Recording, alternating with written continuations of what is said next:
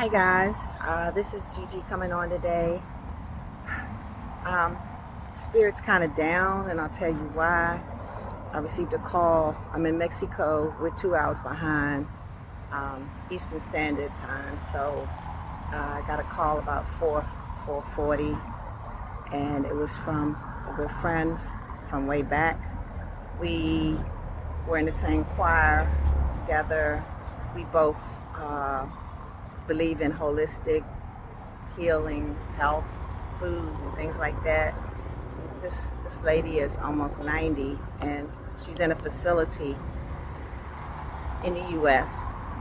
And she's reached out to me like several times, and the problem is that I can't really help her because her family, they have control over her, which is only right.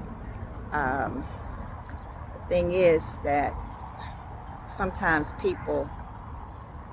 love people that are caregivers sometimes believe the hype. They believe that these facilities that their loved ones have been placed in are good.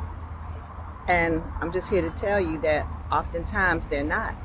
Aesthetically, you can look at a place, oh, this place is nice, it's clean, and blah blah blah. The people seem caring. That's when you're there. But it's not always the case. I can only go by like my experiences with my sister, her being in facilities, and she was only in two um, rehabs within the last year, 2025. And from what I observed, um, a lot of the people that work there, they're just there for the money. They don't really have any compassion. They just don't have a caring spirit. And I mean, that's what you want. And people talk about, I really feel sorry for you that think that the facilities in Mexico are not nice because you believe the hype, you believe what social media says.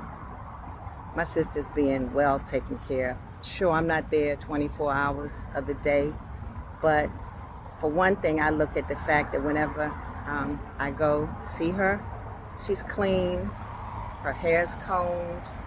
Uh, my sister's not to the point where she can't tell me if she's unhappy about certain things, and she has not expressed that to me, that she's unhappy with where she is. She does talk about sometimes going home, but like I explained to her, you can't walk, and we have to make sure that you're getting the care that you deserve. Now, back to my friend, so sad when you hear that a person is not happy where they are.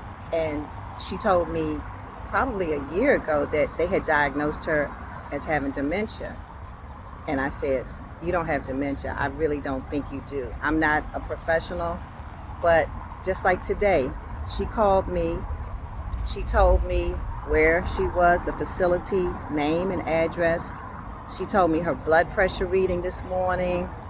She told me things that I don't think a person with dementia, and I know they're different levels, but I don't think that they would be able to express or communicate that to someone else. And I had hoped that she would have been able to get a second opinion from a neurologist. She wants to go to Johns Hopkins for treatment, and it seems that they just take her to the nearest place, the nearest health facility that's near where she's residing, and they don't really do anything to her satisfaction. I'll put it that way, because I don't really know. I'm in Mexico, she's in the States. But the point I want to make is that, because I don't want to step on anybody's toes. I know it's not an easy job being a caregiver, being the person in charge of someone that's in a facility like that, your mom, your relative, it's hard. It's not easy. Excuse me. But I always look at, if I get to that point, I would hope and pray that whoever is taking care of me is caring, is concerned about my well-being. It's not that they just dump me in a facility and they believe everything that the facility says. Okay, if they try to say that I'm I have dementia, or I have Alzheimer's or something like that, do you take that person's word, or do you get a second opinion if your loved one seems to be in a better state than they're trying to say she's in? It's certain things that, I don't know. It's just hard. It's difficult. But all I know is that this lady called me this morning. She was kind of like very upset, and I hate to not be being able to help somebody in some kind of a way. I'm going to see who I can contact today that can maybe help me, to give me advice on what I can't do anything, but I don't know. Maybe there's something that can be done so that this lady can get another evaluation. If she can get another evaluation that rules out dementia, then I would think she would be able to maybe, I don't know, can she make any decisions, or is her relative the person that is going to just make all the decisions for her? Because it appears that, I don't know, we have to listen to our elderly. We have to listen to our disabled loved ones, and don't always believe what others say. Your loved one, they deserve the best. They deserve someone that's going to advocate for them. I just pray that she'll be okay. Everybody have a blessed day. Thank you for listening. If you like my content, please share, subscribe. Blessings.